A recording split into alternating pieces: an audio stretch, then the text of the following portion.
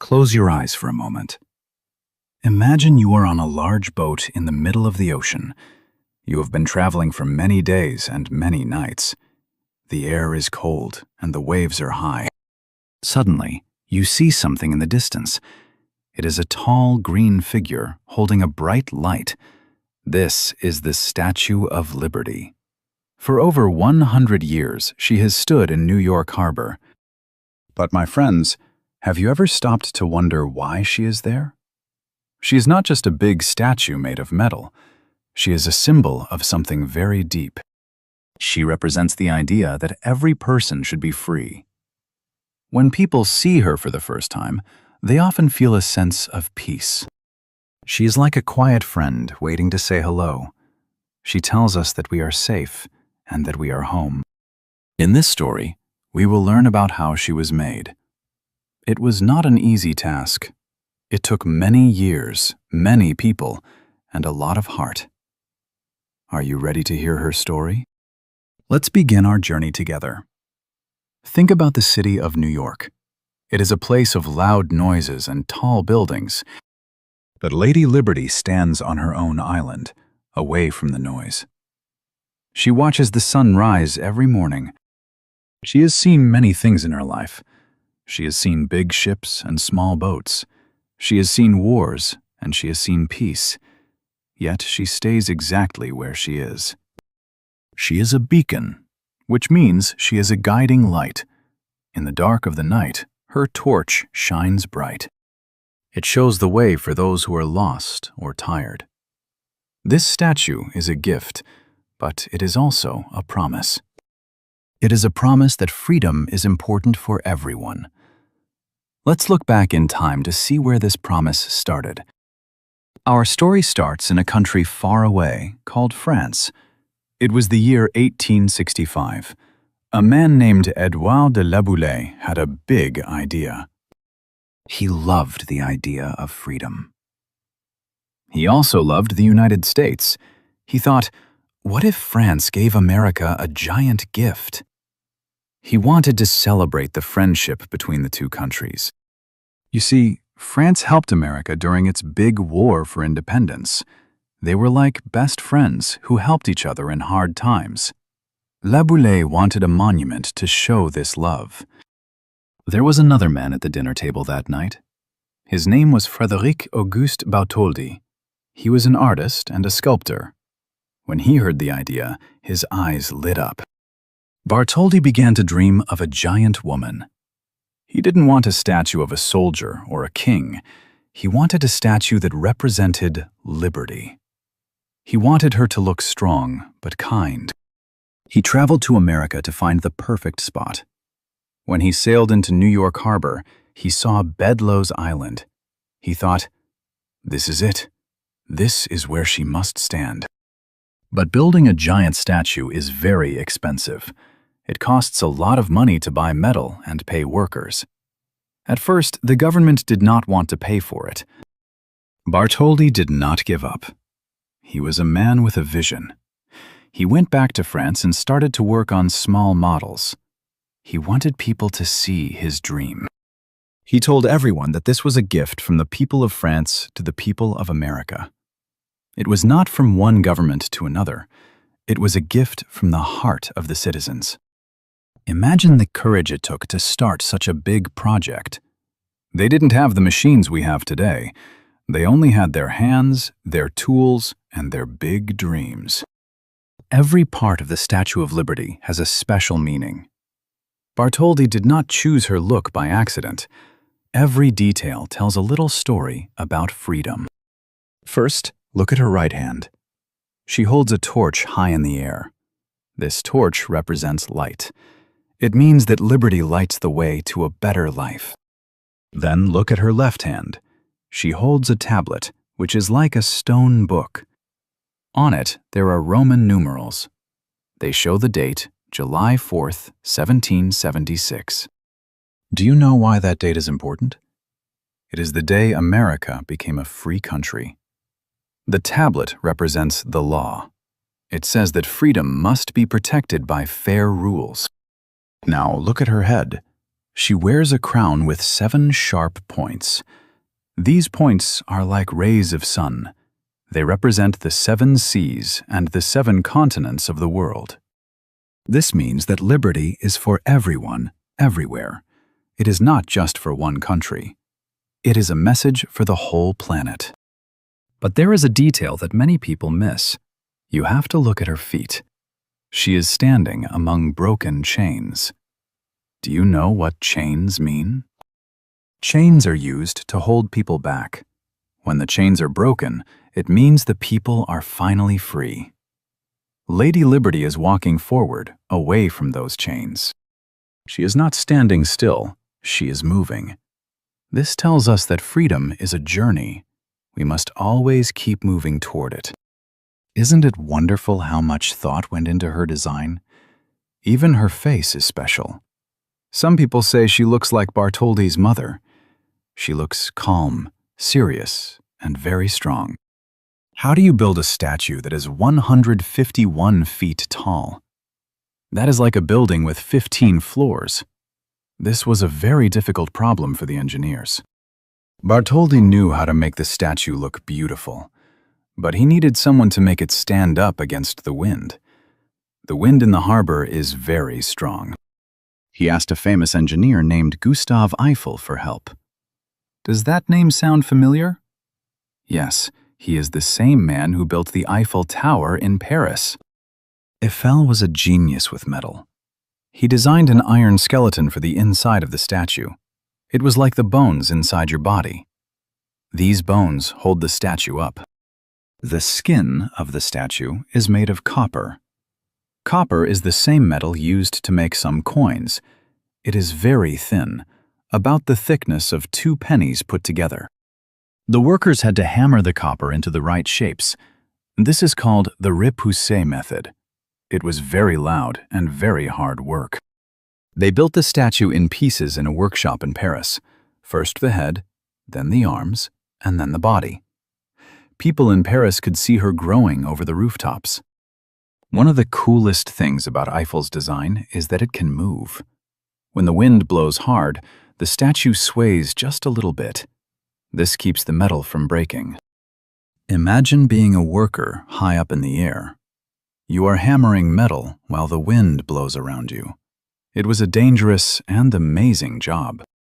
They had to make sure every piece fit perfectly. There were thousands of pieces. It was like the biggest 3D puzzle in the history of the world. Even with a great design, they had a big problem. They ran out of money. The French people were giving coins, but it wasn't enough. In America, things were also difficult. The Americans were supposed to build the pedestal. The pedestal is the big stone base that the statue stands on. But many Americans didn't want to pay for it. They said, "Why should we pay for a gift?"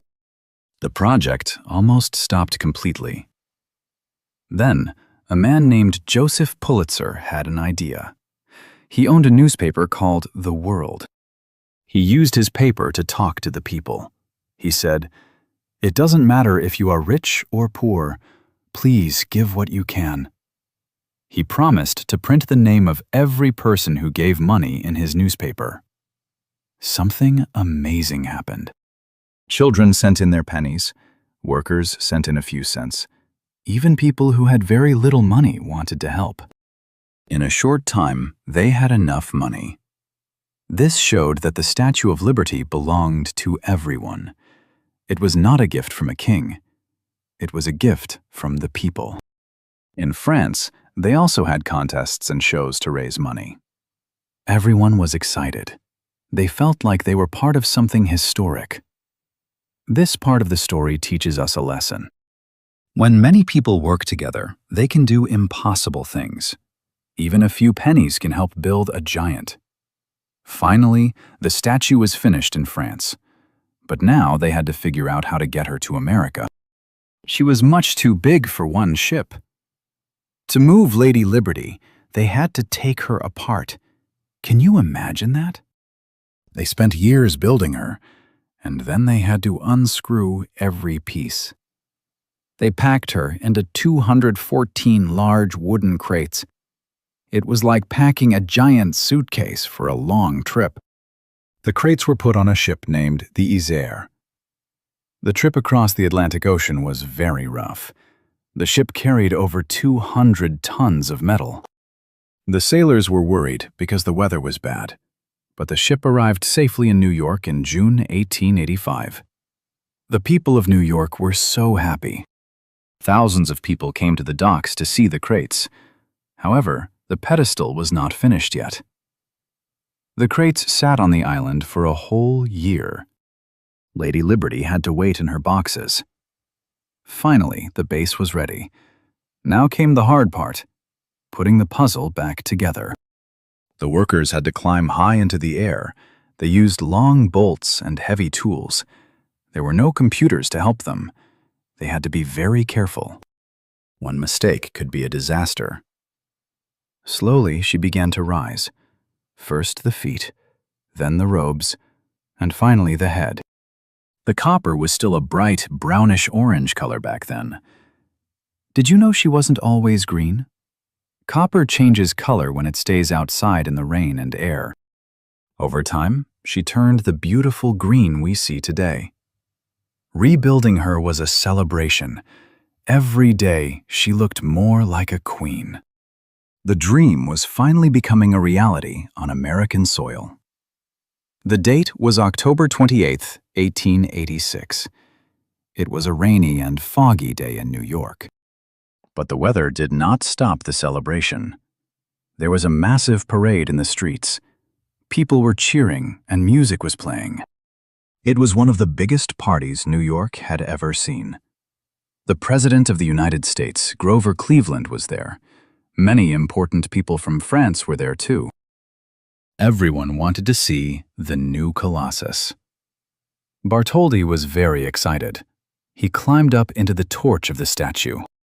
He was holding a rope attached to a French flag that covered the statue's face. When it was time, Bartholdi pulled the rope. The flag fell away. For the first time, the world saw the face of Lady Liberty. The crowd went wild. Ships in the harbor blew their whistles. People cheered so loudly that you could hear them for miles.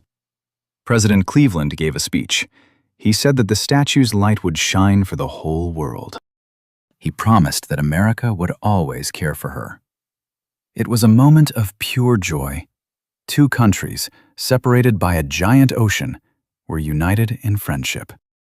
They had finished what they started 20 years before. Think about how Bartholdi felt at that moment. His dream was standing tall. He had turned an idea into a giant made of metal and stone.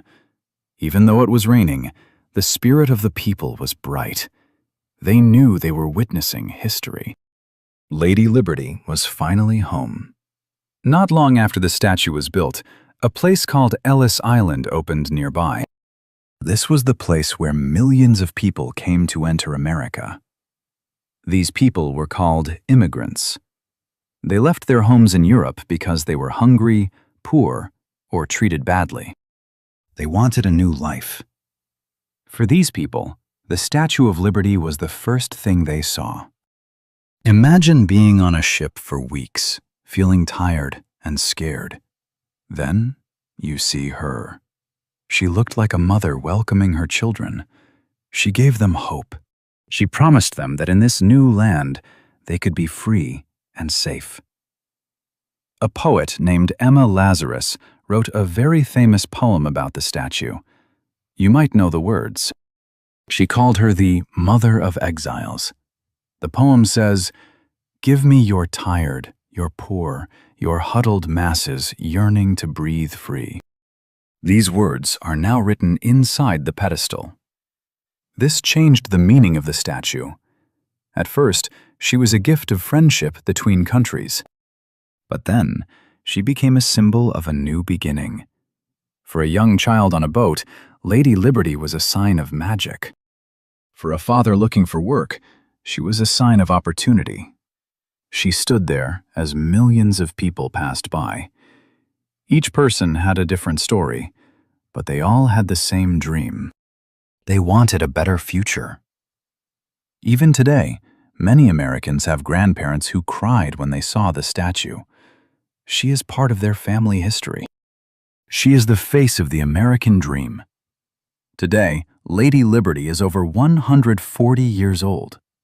She is a bit older, and her green skin is a bit thicker, but she is still as strong as ever. Millions of tourists visit her every year. They climb the stairs to her crown and look out over the ocean.